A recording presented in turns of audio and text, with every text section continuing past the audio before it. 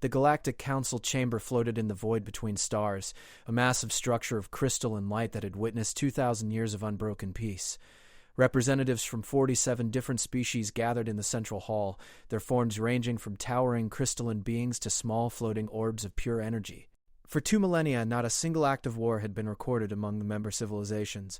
It was the longest peace in galactic history, and every species took pride in that achievement. Humans had joined the Council 300 years ago, relatively newcomers to the galactic stage. They were neither the strongest nor the most advanced species, but they had earned respect as skilled mediators and patient listeners. When disputes arose between other civilizations, humans often helped find solutions that satisfied everyone. They seemed to understand conflict in a way that puzzled other species who had known only peace. The emergency alarm shattered the calm morning, with a sound that most council members had never heard before. Daniel Wright, Earth's chief diplomat, was eating breakfast in his quarters when the walls turned bright red. His communication device buzzed with urgent messages in a dozen languages. He set down his coffee and felt his heart sink. He had hoped this day would never come, but humans had always known it might. The Kralith Empire had attacked the border colonies. Daniel arrived at the council chamber within minutes. The hall erupted in chaos. Species that normally spoke in calm, measured tones now shouted over each other. Holographic displays showed 3 colony worlds under assault. Ships bearing Kralith markings fired weapons that burned through defensive shields like paper. The colonies belonged to the Venthari, a peaceful aquatic species that had no military fleet. "They violated the treaty," a Venthari representative cried, her voice breaking with grief. 2,000 years of peace, and they destroyed it in an hour. The Kralith had been founding members of the Council. They were a warrior culture that had embraced peace when the treaty was formed. For centuries they had honored their word. No one understood why they would break it now. "We must respond with force," growled Ambassador Krell of the Thaxian Dominion. His species resembled massive bears covered in metallic fur. "The Kralith have superior weapons. If we don't stop them immediately, they will conquer us all." Other voices joined in agreement. Species that had dismantled their war fleets generations ago now spoke frantically about rebuilding military forces. The fear in the chamber was thick enough to taste. Daniel stood quietly at the human delegation's platform, watching the panic spread. His assistant, a young woman named Katie Barnes, leaned close to him. "Sir, Earth Command is asking for orders. Should we mobilize our defensive forces?" "Not yet," Daniel said softly. "Let them talk themselves out first." Katie looked at him with confusion but nodded. She had learned to trust Daniel's instincts over the past 5 years working with him. The council leader, an ancient being named Selfor who resembled a tree made of living light, raised its branches for silence. "We must vote on a military response. The Kralith have shown they possess weapons beyond anything we've seen. They have broken the peace. We have no choice but to defend ourselves." "I request permission to speak," Daniel said, his voice cutting through the noise. The chamber fell silent. Every eye, lens, and sensory organ turned toward the human diplomat. Daniel walked to the center of the hall, his movements calm and unhurried. He wore simple clothes, a dark blue suit that looked plain compared to the elaborate robes and armor of other diplomats. "The Kralith have attacked," Daniel began. "This is true. They have broken the peace we all cherished. This is also true." He paused, looking around the chamber. "But I noticed something interesting. They attacked Venthari colonies, which have no defenses. They chose the weakest target. Does this seem like the action of a confident empire?" Murmurs rippled through the assembly. Krell stepped forward. "What does it matter? They attacked. We must respond." Daniel smiled, and that smile confused everyone in the chamber. It was not the smile of someone hearing good news. It was the smile of someone who had expected exactly the situation. "Humanity will not be declaring war today," Daniel said clearly. The chamber erupted again. Voices demanded to know if humans were cowards, if they would abandon the council, if they planned to surrender before fighting even began. Daniel waited for the noise to quiet before continuing. "We've been preparing for this day since we joined you 300 years ago. We knew the peace couldn't last forever. History teaches that lesson clearly."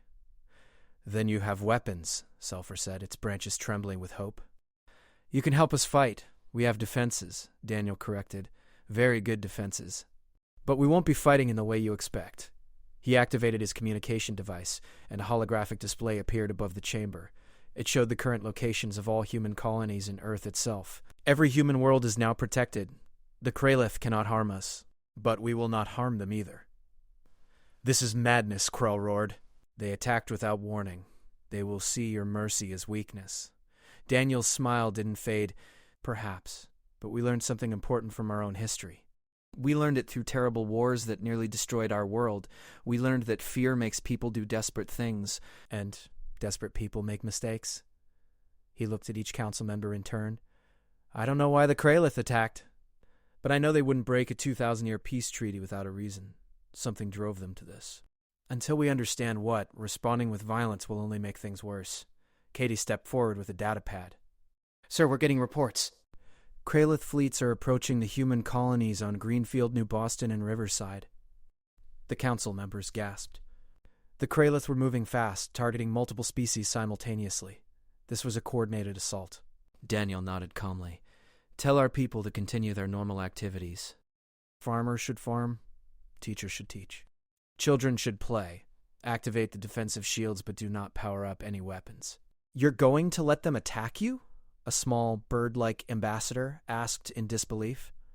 I'm going to let them try, Daniel said. And when their weapons fail to harm anyone, when they see that we refuse to hate them despite their actions, maybe then we can have an honest conversation about what's really happening.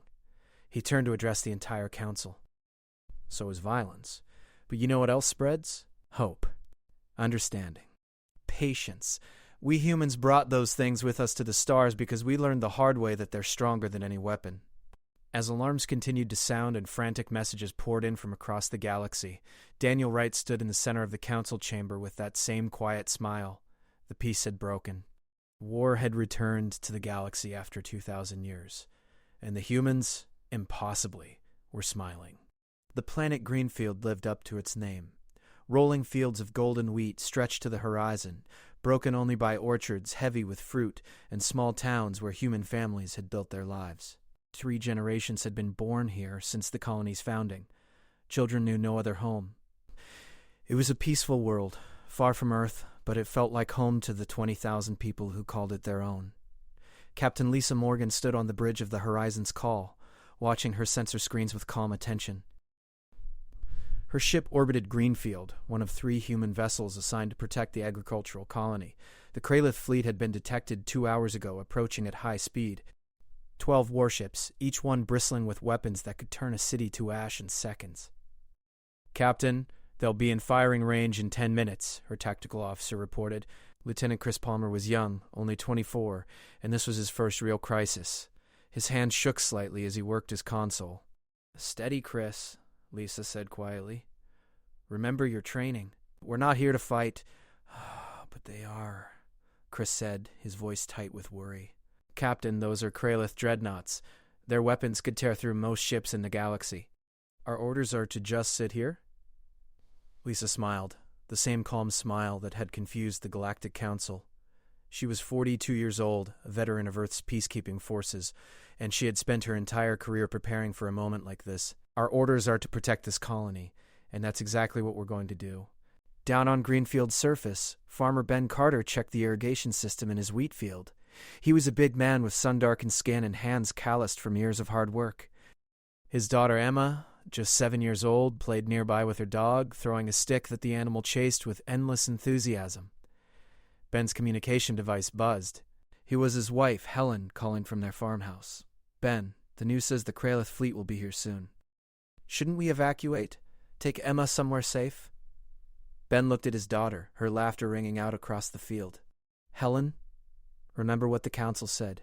Our shields are strong. No one's going to get hurt. Emma's safer here than she'd be panicking on a crowded evacuation ship. You're sure about this? Helen's voice carried doubt, but also trust. She had been married to Ben for 12 years and knew he never took unnecessary risks with their family. I'm sure, Ben said firmly. The Kralith are scared people doing scared things. Best thing we can do is show them there's nothing to be scared of. Across the colony, similar conversations took place. Some families chose to shelter in reinforced buildings. Others went about their daily routines, trusting in the defensive technology that Earth had secretly developed over 3 centuries. No one panicked. No one ran. The Kralith fleet emerged from faster-than-light travel in a flash of purple energy. 12 massive ships arranged themselves in attack formation above Greenfield. On the flagship, Commander Zarthak studied the planet below with growing confusion. Report, he ordered his crew. Sir? Scanning the surface, a junior officer replied. I'm detecting the human settlement. Population 20,000. But sir, they're not evacuating. They're just going about normal activities. Zarthek's three eyes narrowed. He was a veteran warrior, scaled and powerful, with decorations from conflicts fought before the Great Peace. They must know we're here. This makes no sense. Are they surrendering? No surrender signal, sir. No communication at all. Then they're fools, Zarthek growled. Activate weapons. Fire a warning shot across their largest city. Show them we mean business. Energy built up in the Kralith ship's main cannon, a weapon capable of destroying a mountain. The beam lanced down toward Greenfield, aimed to pass just over the town of Riverside, the colony's capital. On the horizon's call, Lisa watched her screens calmly. Shields holding? Yes, Captain, Chris reported. The planetary shield is active and stable. The Kralith energy beam struck an invisible barrier 10 kilometers above Greenfield's surface. The shield lit up like the aurora borealis, brilliant waves of blue and green light rippling across the sky. The deadly beam scattered harmlessly, its energy dissipating into space. Down on the surface, Emma stopped playing and pointed at the sky. Daddy, look, pretty lights. Ben picked up his daughter and watched the display. The shield was working exactly as promised. Yeah, sweetheart, very pretty. On the Kralith flagship, chaos erupted on the bridge.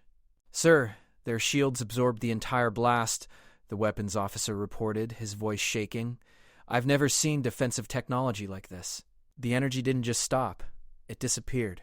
Our scanners can't even analyze how it works. Zarthek felt a chill run down his spine. The Empire's scientists had promised him that the new weapons could penetrate any known shield technology. They had been wrong. Fire again. Full power. Target the shield directly. 3 more shots hammered down from orbit. Each one met the same result. The shield held without even flickering. On Greenfield's surface, people went about their business. Farmers continued working, children played.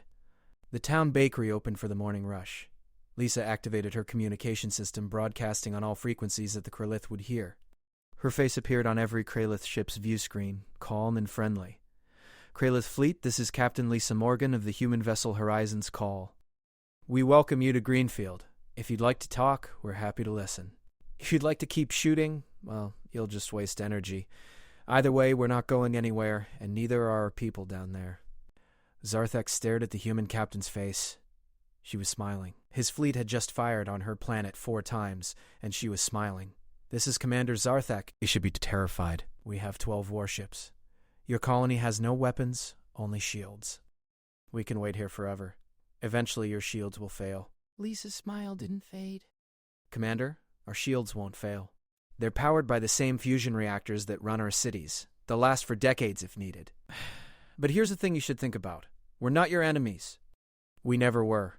Whatever drove you to break the peace, whatever problems your people are facing, attacking us won't solve them.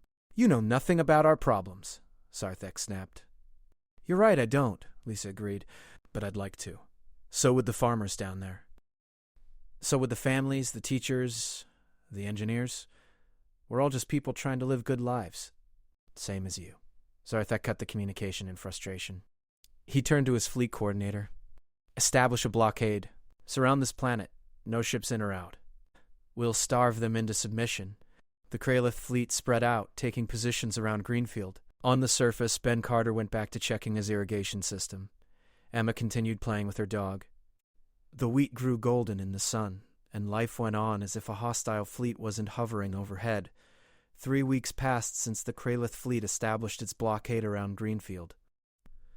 The same pattern repeated itself on 6 other human colonies across the galaxy. Kralith warships surrounded peaceful worlds, unable to harm them but refusing to leave. It was the strangest war anyone had ever seen. No shots were fired after the first failed attempts. No one died. The Kralith simply waited, and the humans simply lived. On Greenfield, Ben Carter walked through his wheat field in the early morning light. The grain was almost ready for harvest. His communication device buzzed with a message from the Colony Council asking for volunteers to help with a special project. Ben smiled and accepted immediately. 2 hours later, he stood in the loading bay of a small shuttle with 30 other colonists. They carried crates of food, medical supplies, and gifts. The shuttle pilot, a woman named Grace Hill, addressed the group. All right, everyone knows the plan. We're going to fly up to the Kralith flagship and offer them supplies. They've been sitting up there for 3 weeks. Their rations must be getting boring. Let's show them some human hospitality. One of the volunteers, a teenage boy named Kevin, raised his hand nervously. What if they shoot at us? Grace grinned. Then our shuttle's shields will keep us safe, just like the planetary shield. But I don't think they will. They're curious about us now, I can tell. The shuttle lifted off and climbed toward orbit. On the Kralith flagship, alarms sounded as sensors detected the approaching vessel. Sir, a human shuttle is approaching, the scanner officer reported to Commander Zarthek. It's unarmed and moving slowly. Zarthek had spent 3 weeks growing more frustrated by the day. His superiors demanded results, but what could he do? The humans were impossible to threaten. Their shields never faltered. Their people showed no fear. He had even tried cutting off their communications, but the humans had backup systems that his jammers couldn't block. What are they doing? Zarthek asked. Sir, we're receiving a transmission. Ben Carter's face appeared on the screen. He wore simple farmer's clothes and held up a basket of fresh bread. Commander Zarthek, my name is Ben Carter. I'm a wheat farmer from Greenfield. Me and some neighbors thought you and your crew might appreciate some fresh food. We have bread, fruit, vegetables, and some of Helen's famous apple pie. We'd like to share it with you. This is a trick. They're trying to poison us. Sir, the science officer interrupted, our scanners show the food is completely safe. No toxins, no weapons, no technology hidden inside. It's just food. We're under orders to blockade this planet, not accept gifts from the enemy, Zarthek said, but his voice lacked conviction. Ben's smile remained friendly. We're not your enemy, Commander. We're just people. And people should share food when they can. We don't have to be friends, but we don't have to be hungry either. I'll leave the supplies at your airlock. Take them or don't. Your choice. The shuttle docked gently at the Kralith flagship's airlock. Ben and the other volunteers unloaded crates of supplies and left them floating in the docking tube. Then the shuttle departed without waiting for a response. Inside the Kralith ship, young Officer Veth watched the monitors showing the crates of food. He was only 23 years old, the youngest officer on the ship. Unlike the veterans like Zarthek, Veth had been born after the Great Peace began. He had never seen real combat. Sir, what should we do with the supplies? Veth asked. Zarthek stared at the screen for a long moment. His crew hadn't had fresh food in weeks. Standard military rations were nutritious but tasteless. Scan everything again. Triple check for anything dangerous. The scans came back clean. Finally, Zarthek gave the order. Bring it aboard. But this changes nothing. We're still at war. When the crew tasted fresh bread for the first time in weeks, some of them cried.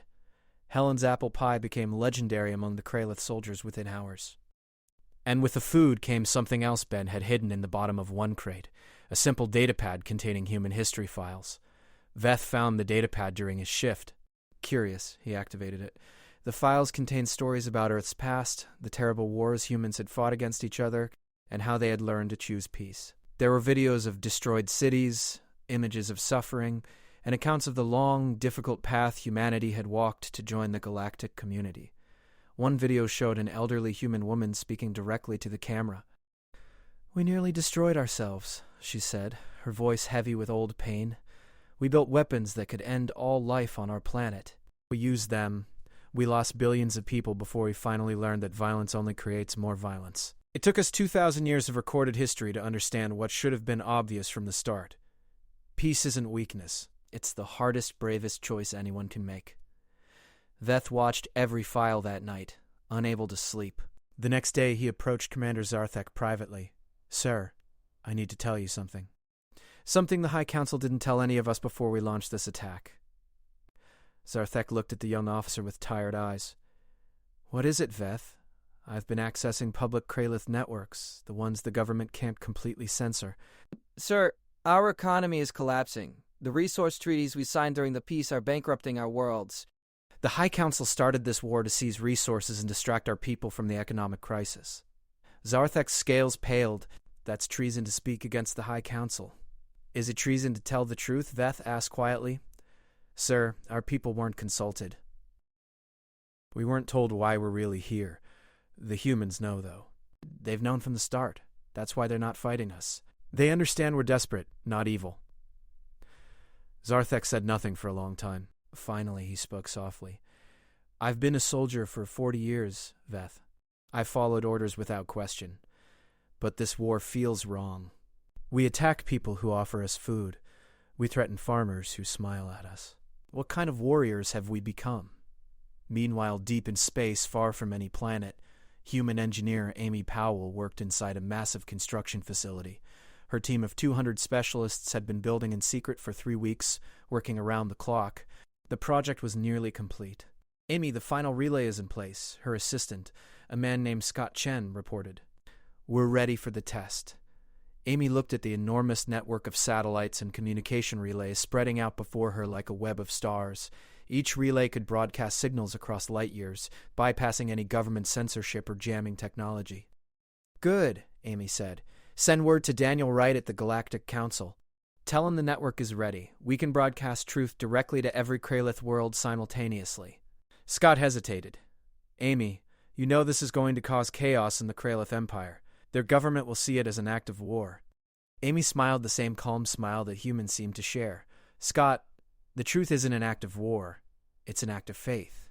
Faith that people, when given real information, will make good choices. The Kralith people deserve to know why their leaders sent them to fight." She activated her communication device and sent a message to Ben Carter on Greenfield.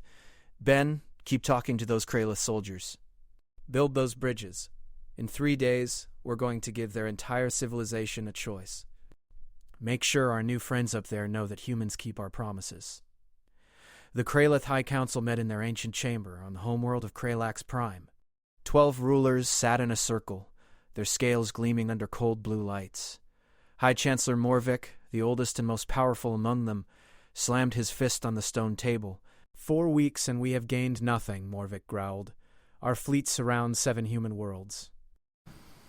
We cannot harm them. We cannot break them. And now our soldiers send reports about humans bringing them gifts. This is humiliating." "The humans are weak," another council member argued. "They hide behind shields because they cannot fight." We should send more ships. "Establish a permanent presence. Eventually, their technology will fail." Morvik knew the truth that his fellow council members refused to see. Their economy was days away from complete collapse. The resource shortages were getting worse. Food riots had broken out on 3 colony worlds. The war was supposed to be a quick victory that would give the Kralith Empire new planets to exploit and new resources to sustain their civilization. Instead, it had become an embarrassing stalemate. "We need a new strategy," Morvik said quietly. "But first, we need to control our own people." Reports are spreading about the true reasons for this war. Someone is leaking information to the public networks. On the Kralith flagship above Greenfield, Officer Veth had become something unexpected. He had become a bridge between 2 civilizations. Every few days, Ben Carter's shuttle returned with fresh supplies. Each time, Veth volunteered to meet with the humans and accept the deliveries. During these brief meetings, he and Ben talked. "Your crop harvest is coming soon," Veth said during one exchange. He had learned to recognize Earth crops from the videos Ben shared. "Will you have enough storage for all that wheat?" Ben laughed warmly. "Always a concern for farmers. But yeah, we'll manage. You know, Veth, you could come down to the surface if you wanted. See the farms yourself. Meet the people you're supposed to be blockading." Veth's eyes widened with surprise. "Commander Zarthek would never allow it. And your people would fear me." "My daughter Emma asks about you every day," Ben said honestly. "She saw your image on a video screen and thought your scales were beautiful. She's 7 years old and she's not afraid of you. Why would anyone else be?" That conversation haunted Veth for days. Finally, he approached Commander Zarthek with a request that shocked the veteran warrior. "Sir, I want to visit the planet's surface. I want to see what we're fighting for with my own eyes." Zarthek studied the young officer carefully. Over the past weeks, he had watched Veth change. The eager young soldier had become thoughtful, questioning. "You're asking permission to fraternize with the enemy?" "I'm asking permission to understand the truth," Veth replied. "Sir, you've read the same reports I have. You've seen the food they send us? You know something is wrong with this war. Let me go down there and report back what I find. Give you real intelligence, not propaganda from the High Council." After a long silence, Zarthek nodded slowly. "Go. But Veth, if this is a trick, if the humans harm you, I will rain fire on that planet until my weapons burn out." "They won't harm me, sir," Veth said with certainty. "They've had 4 weeks to show us violence. Instead, they've shown us kindness." Ben Carter waited at the landing field when Veth's small shuttle touched down on Greenfield. A crowd had gathered, curious to see the first Kralith soldier to walk on their world. Children peeked out from behind their parents. Emma held her father's hand tightly, her eyes wide with excitement. Veth stepped out of his shuttle, his scales catching the sunlight. He was tall, nearly 7 feet, with powerful limbs built for combat. He wore no weapons and no armor, just a simple uniform. For a moment, nobody moved. Then Emma broke free from Ben's grip and ran forward. "You're even prettier in person," she said, her voice filled with wonder. Beth knelt down to the child's level, his fierce appearance softening. "Thank you, small one. You must be Emma. Your father speaks of you often." Ben approached and extended his hand in the human gesture of greeting. Veth hesitated, then reached out and shook it carefully, mindful of his strength. "Welcome to Greenfield," Ben said. "Let me show you around." For 6 hours, Veth walked through the human colony. He visited farms and saw families working together. He sat in a schoolhouse and watched children learning mathematics and art. He ate lunch in a community center where dozens of humans welcomed him with genuine warmth. Everyone wanted to know about Kralith's culture, about his homeworld, about his family. "I have 3 younger siblings," Veth found himself sharing with a group of teenagers. "My mother is a teacher. My father works in resource distribution. They're proud I joined the fleet, but honestly, I think they miss me." "Do you miss them?" a girl named Sophie asked. "Every day," Veth admitted. That evening, Ben took Veth to his farmhouse. Helen served dinner, a feast of roasted vegetables and fresh bread. Emma showed Veth her drawings, including one she had made of a Kralith and a human holding hands under a rainbow. "This is beautiful," Veth said, his voice thick with emotion. "May I keep this?" Emma nodded eagerly and signed her name at the bottom. As the sun set over the wheat fields, Veth sat with Ben on the porch. "I don't understand you humans," Veth said quietly. "My people attacked you. We tried to conquer your worlds. Why do you treat me like a friend?" Ben looked out at the golden fields glowing in the sunset light. "Because you are a friend, Veth. You're just a person who got caught up in something bigger than yourself. We've all been there. Every human on this planet has ancestors who fought in terrible wars, who made terrible choices out of fear or desperation. We learned that the only way forward is to see the person, not the enemy." "The High Council lied to us," Veth said, tears forming in his eyes.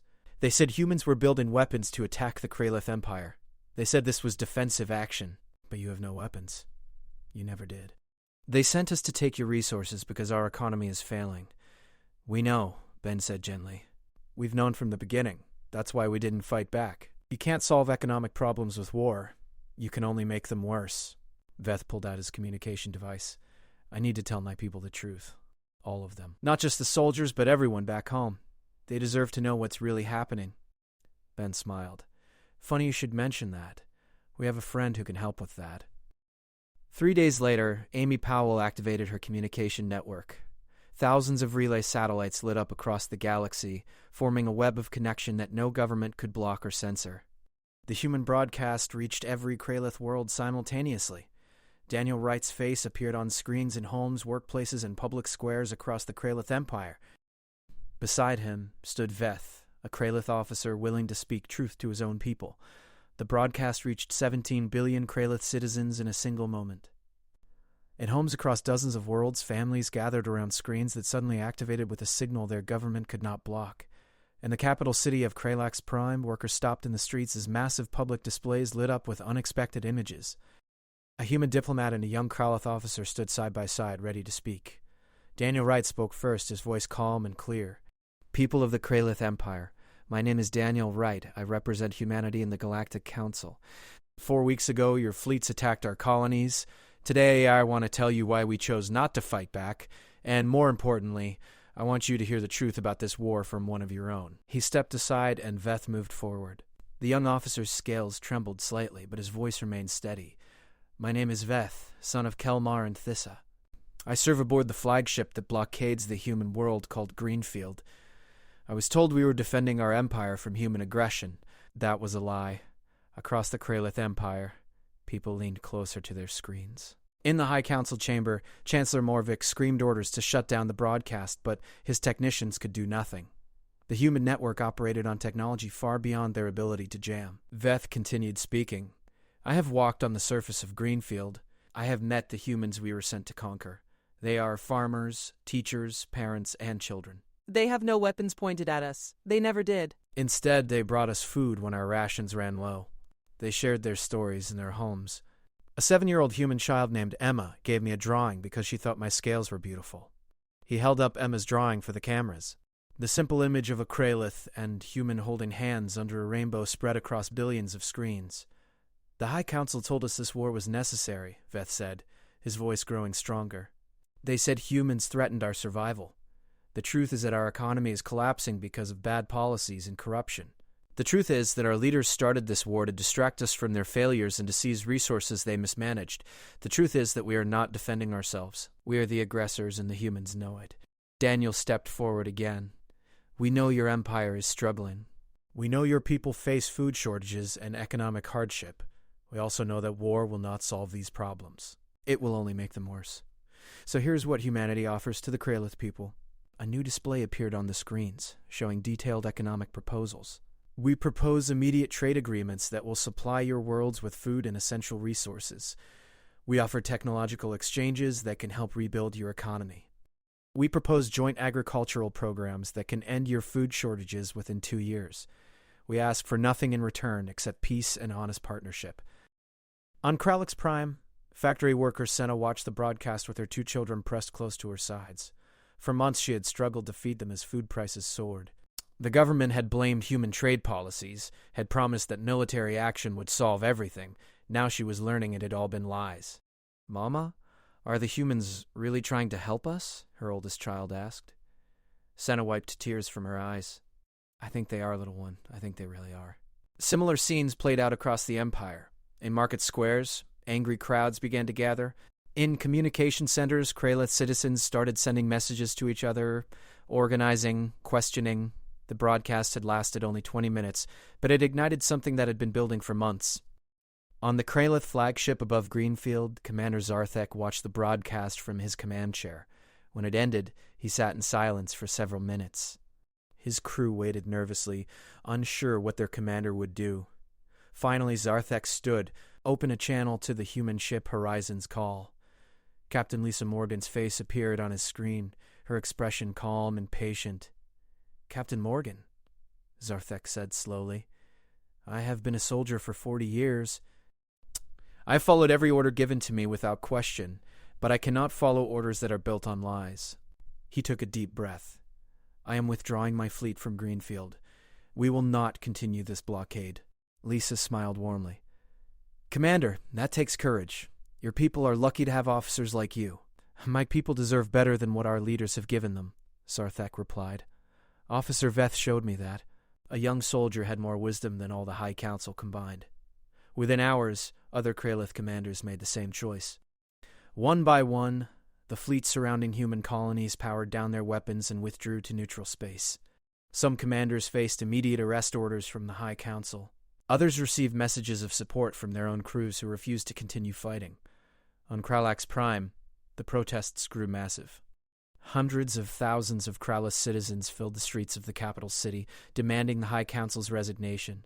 They carried signs with images of Emma's rainbow drawing. They chanted slogans calling for peace and truth. The government tried to disperse them with security forces, but many of the security officers joined the protests instead. Chancellor Morvik watched from his tower as his empire crumbled around him. Within 3 days, 8 members of the High Council had resigned. The remaining 4, including Morvik himself, faced criminal investigations for starting an illegal war. A reform movement swept through Kralith government. Younger officials, inspired by Veth's courage, pushed for immediate peace negotiations. They contacted the Galactic Council and requested formal talks with human representatives. 2 weeks after the broadcast, Daniel Wright stood in the council chamber once again. This time, he stood beside a new Kralith delegation led by reformer Prima Tessa, Veth's mother. The former teacher had become a voice for change in Kralith society. The Kralith Empire apologizes for breaking the peace, Thessa said, her voice carrying the weight of genuine remorse. We acknowledge our actions were wrong, we accept full responsibility for the damage we attempted to cause, and we humbly request the opportunity to make amends and rebuild trust with the galactic community. The Galactic Council, which had prepared for war just weeks earlier, now witnessed something unprecedented.